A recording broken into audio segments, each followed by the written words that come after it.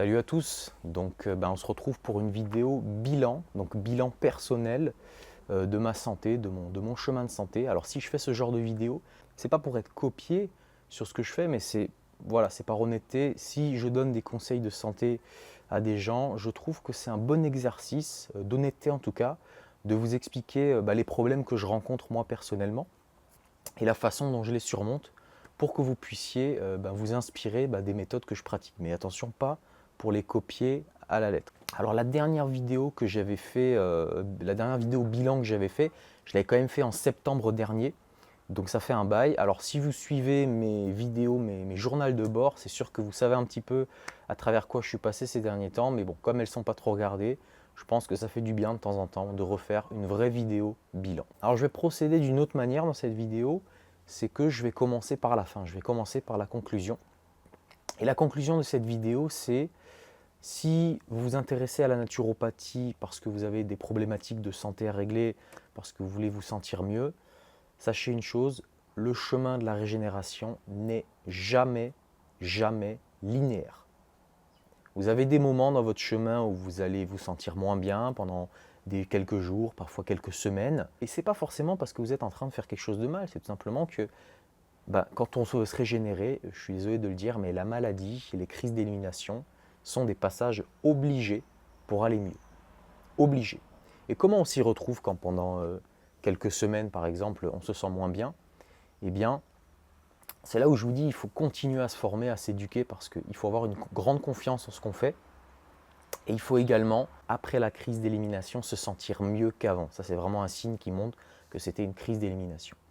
Et enfin, sur les indicateurs de vitalité dont je vous parle tout le temps dans les vidéos, je vous mettrai les vidéos en haut, elles s'afficheront, vous pourrez aller les voir. Si vous suivez vos indicateurs de vitalité sur le long terme, vous ne pouvez pas vous tromper. Ce qui compte, c'est la santé à long terme. Ce qui compte, c'est que tu te sentes mieux il y a 1, 2, 3, 4, 5, 6, 12 mois.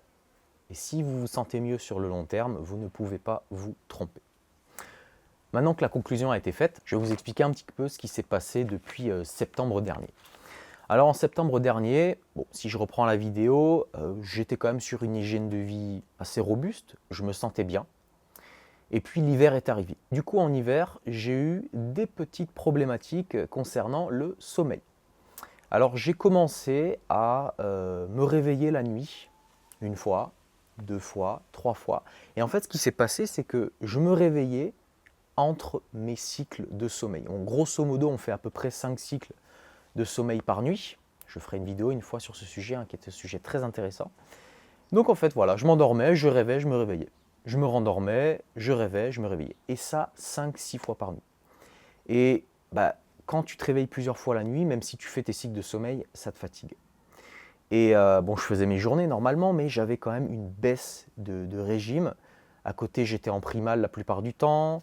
J'avais quand même des repas d'exception avec certaines personnes où je mangeais plutôt paléo, cétogène. Je faisais des jus de légumes, mais j'en faisais pas trop. J'avais pas le fromage cru sans sel à cette époque-là. Je buvais pas mal de lait.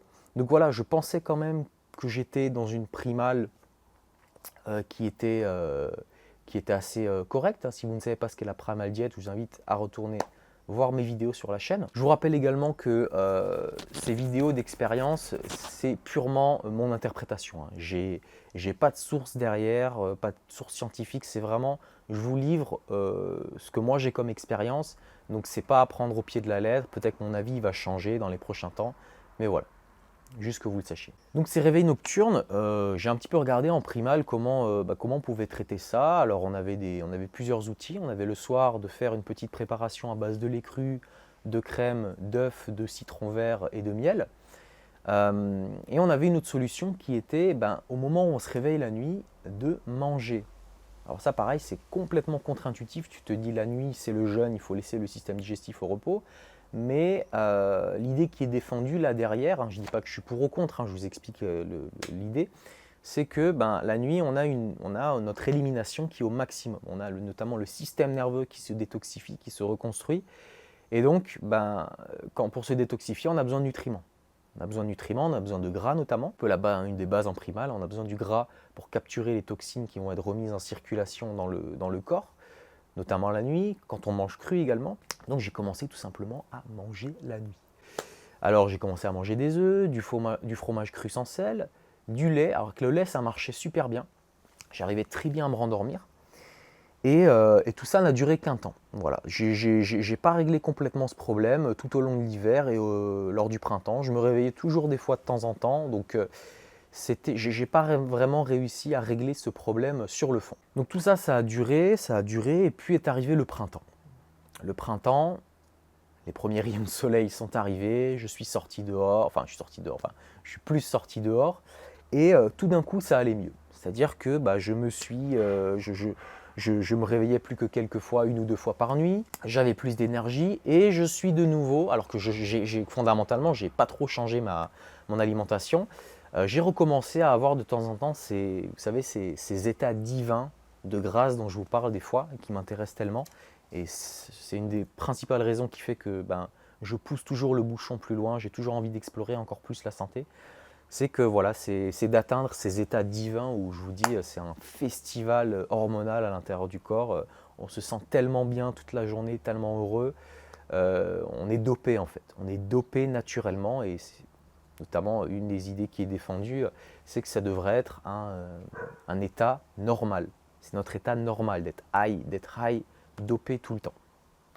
Donc j'ai atteint quelques fois cet état au courant du printemps, lorsque les rayons de soleil sont revenus, et j'étais très content. Cette période, elle aussi, n'a pas duré, et voilà, au cours du mois de mars, d'avril, mai, juin, j'ai recommencé à avoir des petits réveils nocturnes, quoi, tout simplement. Alors le soir, je m'endormais bien, pas de problème, mais des petits réveils nocturnes, et je ne savais pas d'où ça venait. Je vais y revenir après dans la vidéo, mais en parallèle, en mars-avril, j'ai une autre problématique qui s'est ajoutée sur mon chemin. C'est une problématique de poids.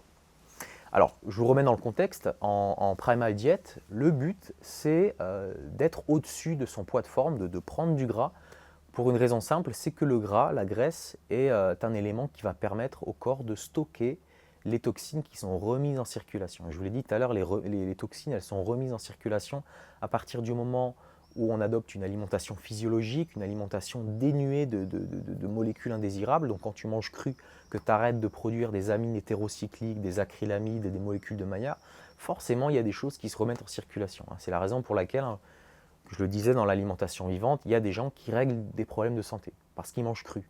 Ils arrêtent d'apporter des molécules indésirables, des molécules encrassantes à l'organisme. Donc voilà, l'idée c'est de prendre du gras pour pouvoir se protéger et de perdre ce gras plus tard. Et en perdant ce gras, tu remets peu à peu les toxines en circulation et tu ne satures pas les émonctoires. Et donc moi, voilà, je faisais pas trop gaffe. Je vous ai dit, en hiver, je mangeais la nuit. Des fois, je buvais 1 litre de lait la nuit, du miel. Il y a une période, je faisais miel le matin, miel le midi, miel le soir. Et au début, voilà, je prenais pas. Et puis tout d'un coup, j'ai commencé à prendre. Alors c'était pendant une période où je dormais particulièrement mal, donc je faisais moins de sport. Et un beau jour, sans crier gare, je me suis retrouvé à 99 kg. Ce n'est pas une blague, les amis. Je me suis retrouvé à presque un quintal, à presque 100 kg.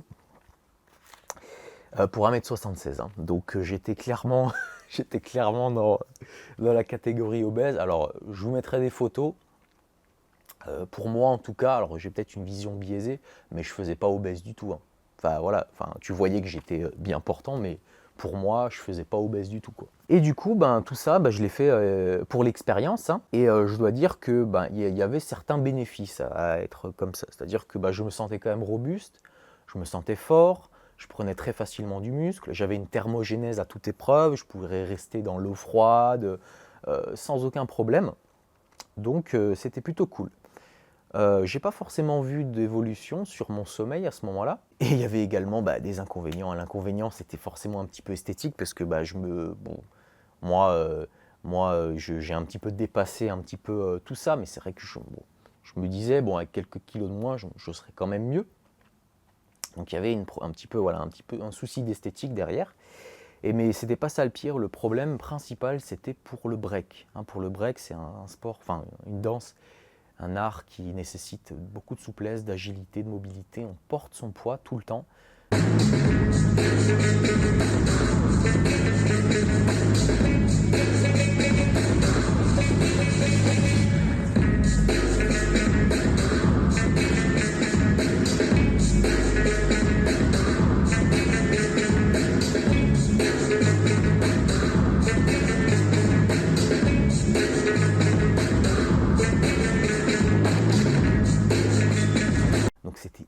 hyper compliqué. Ça me donnait mal aux articulations. Il y a même eu une période où j'ai eu une petite tendinite, alors que j'en ai jamais eu toute ma vie. Donc pour moi, c'était le signe qu'il fallait tout simplement arrêter cette expérience. Donc ce que j'ai fait, c'est que j'ai commencé un cycle de perte de poids. C'est ça le but aussi en primal, c'est de prendre régulièrement du poids puis en reperdre pour accumuler les toxines et les reperdre au cours du cycle de perte de poids. Donc tout simplement, ce que j'ai fait, c'est que j'ai arrêté de manger comme un ogre, j'ai arrêté de manger la nuit, j'ai arrêté de boire du lait, j'en buvais plus du tout. Le miel, j'en mettais un tout petit peu, j'ai aussi beaucoup baissé la crème, j'ai mangé plus de fruits, plus de légumes. Et bizarrement, j'avais même pas faim en fait, parce que quand tu as atteint, parce que moi je pense avoir atteint la flexibilité métabolique, ça veut dire que quand on me donne des glucides, j'utilise les glucides, quand on me donne du gras, j'utilise le gras, quand j'ai plus de glucides dans le sang, j'utilise du gras. Eh bien, tu n'as pas faim tout simplement, parce que tu as une réserve de graisse tellement immense sur toi que si tu ne manges pas, ton corps il va taper dans les graisses. À la limite, il a juste besoin de protéines et de micronutriments, à la limite, je veux dire.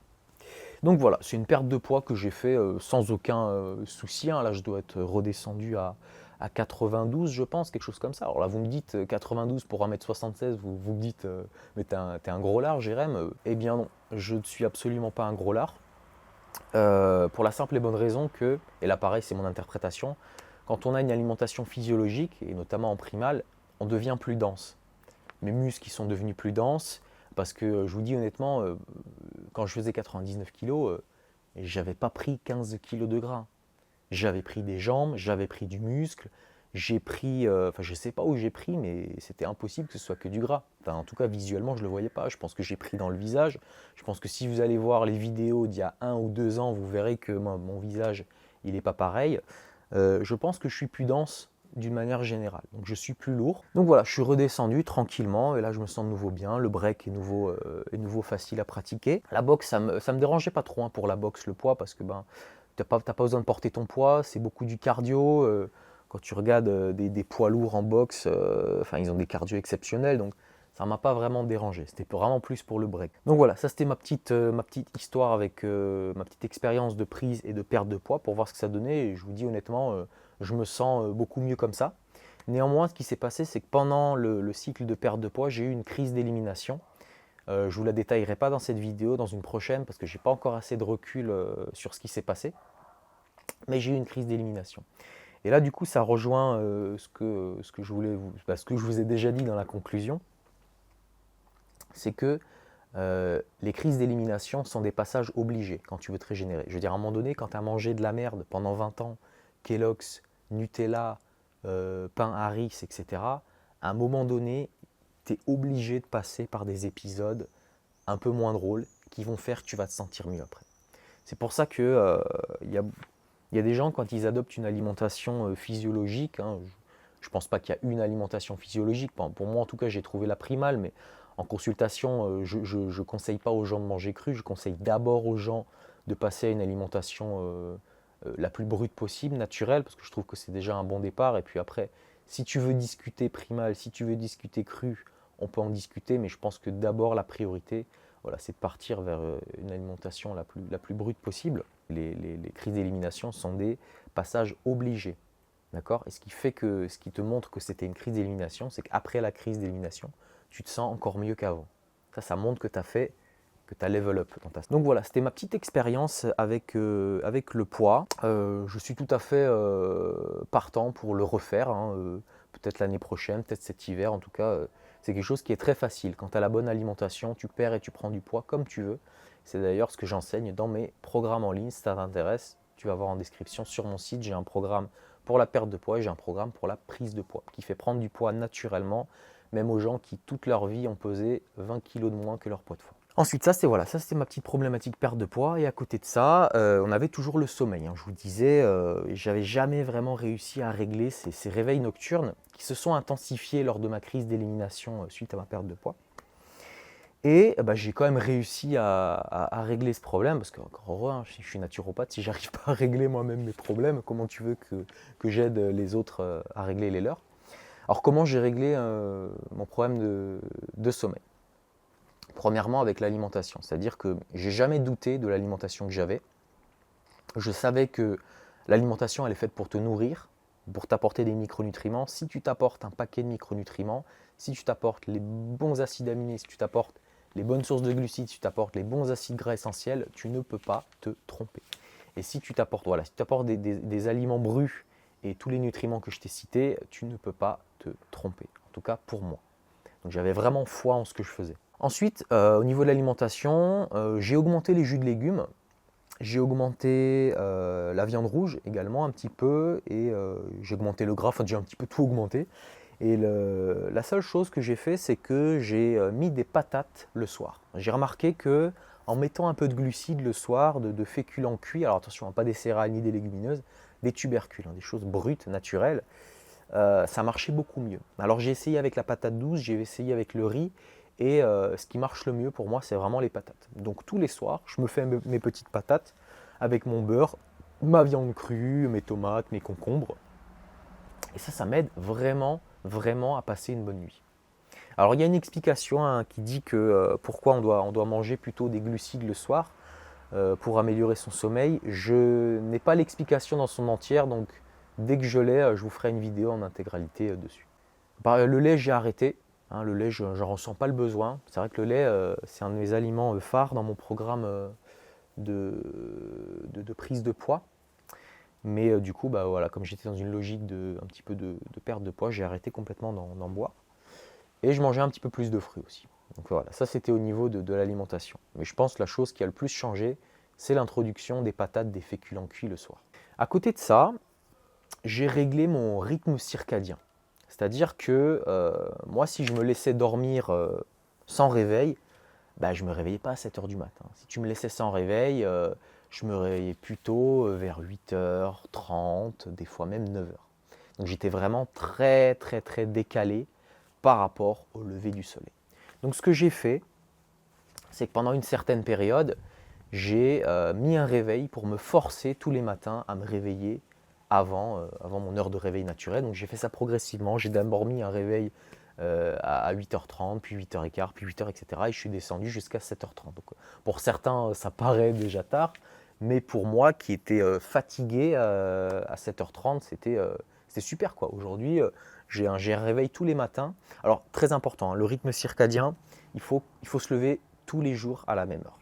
Tous les jours, tous les jours. Donc les dimanches, les jours fériés, les week-ends, j'avais toujours un réveil.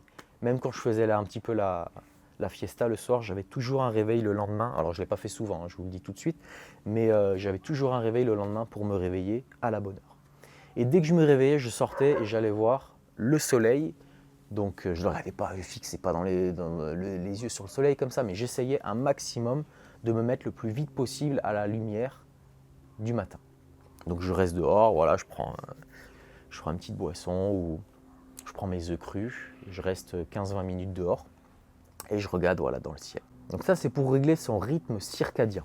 Et ça m'a permis également d'être fatigué plus tôt le soir, parce que le problème c'est que si j'attendais d'être fatigué, je pouvais attendre 11h, 11h30, minuit des fois, et c'est difficile quand même psychologiquement d'attendre le dernier moment. On se dit putain, je devrais aller au lit, je devrais aller au lit. En fait, c'est l'erreur, quoi. Il faut vraiment aller au lit quand tu es fatigué et pas avant. Et le fait de se lever plus tôt le matin fait que sur le long terme, tu es fatigué plus tôt le soir. Et donc c'est plus facile de s'endormir. J'ai eu aussi une activité physique quotidienne. Soit cardio, soit workout, soit break, soit boxe. Alors j'ai fait des petites conneries, je pense que plusieurs fois je me suis surentraîné. Ça pareil, on va faire une vidéo sur ce sujet pour les sportifs les gars. On se fait avoir à chaque fois sur le surentraînement, donc pareil, il y a une vidéo qui va tomber. J'ai compris plein de choses sur ce sujet. Donc voilà, je pense qu'on peut résumer ça comme ça. Alimentation. Le pilier le plus important, c'est que j'ai réglé mon rythme circadien et l'activité physique en conséquence. Donc ça, c'est l'hygiène qui m'a permis de régler mes petits soucis de sommeil. Et en parallèle, j'ai utilisé des techniques. Je vous dis, l'hygiène, c'est ce qui règle le problème sur le long terme, mais ce qui permet d'accélérer cette régénération, c'est les plantes. Lapsus, les techniques. Alors, qu'est-ce que j'ai utilisé comme technique ? J'ai utilisé principalement les plantes, donc la phytothérapie, et en particulier les plantes suivantes, la valériane, la passiflore, la mélisse que j'ai testé tour à tour pour voir celle qui me correspondait le mieux. Alors au début, c'est la passiflore qui marchait le mieux sur moi. Et puis plus tard, je me suis rendu compte que c'était la mélisse. Donc voilà, je prenais toujours mes petites plantes le soir qui m'aidaient à m'endormir. Donc je les prenais en teinture mère ou en gélule. Mais j'ai également testé des complexes phyto achetés en pharmacie. Eh ouais, je ne suis pas dans l'idéologie. Je vais même, je me suis même servi de la pharma, si on peut dire ça. Donc j'ai testé des complexes de plantes, notamment avec du magnésium dedans. Alors c'était pas du magnésium isolé, c'était du magnésium issu d'algues ou de plantes, donc qui étaient naturellement présents dans les plantes. Donc j'ai testé plusieurs complexes de plantes. Alors évidemment, avec le recul, pour moi c'est beaucoup moins bien qu'une teinture mère ou qu'une huile essentielle par exemple, puisque voilà, on sait qu'il y a une étape de transformation, on sait qu'il y a des fois il y a des anti-agglomérants, enfin il y a différentes choses qu'on n'a pas forcément envie de mettre dans son corps, mais je l'ai testé quand même pour voir, et franchement ça marchait super bien. Il y a des complexes qui ont super bien marché. Si ça vous intéresse, venez en MP, je vous dirai ce que j'ai essayé. Et voilà, pareil, ça a marché un certain temps, les complexes, ça marchait très bien au début. Et puis pareil, à un moment donné, j'ai senti que j'ai atteint un plafond de verre. Et ce plafond de verre, je l'ai débloqué avec notamment le rythme circadien. En réglant mon rythme circadien et notamment avec l'hygiène. Et c'est là où je vous dis que l'hygiène, c'est vraiment c'est ce qui marche à long terme, hein. Les complexes que j'ai pris, les plantes, c'est ce qui m'a permis de mettre en marche le cercle vertueux. C'est-à-dire qu'au moment donné où j'ai pris des plantes, où j'ai commencé à prendre des complexes, j'ai mieux dormi. J'ai mieux dormi, donc le matin j'avais plus d'énergie, donc je pouvais me lever plus facilement plus tôt pour régler mon rythme circadien, je digérais mieux, je pouvais faire mieux du sport, le soir j'avais une bonne fatigue. Et en fait, si vous voulez, c'est ce qui m'a permis d'amener cette force d'inertie au début qui est beaucoup plus grande. Quand une pierre ne bouge pas, il te faut plus de force pour la mettre en mouvement que la force qu'il te faut pour continuer ce mouvement. Donc c'est là où je trouve que les techniques sont très intéressantes et où je ne les exclus absolument pas, et pour moi elles sont très importantes et elles m'ont beaucoup servi. Et je vais même vous faire une confidence. Il y a un soir ou deux, notamment en veille d'examen, où j'étais en Airbnb, donc du coup dans un nouveau environnement. Et quand tu es dans un nouvel environnement et que déjà tu te réveilles la nuit et tout, tu n'es pas forcément très serein. Il y a une nuit ou deux où j'ai pris un complexe de plantes avec un peu de mélatonine dedans. Donc vous voyez jusqu'où je suis allé. Je suis allé vraiment jusqu'au, allez, on peut appeler ça un médicament. Voilà, j'ai carrément testé la mélatonine parce que je voulais être certain de bien dormir. Et je vous dis, putain, qu'est-ce que ça marche bien. Tu dors comme un bébé.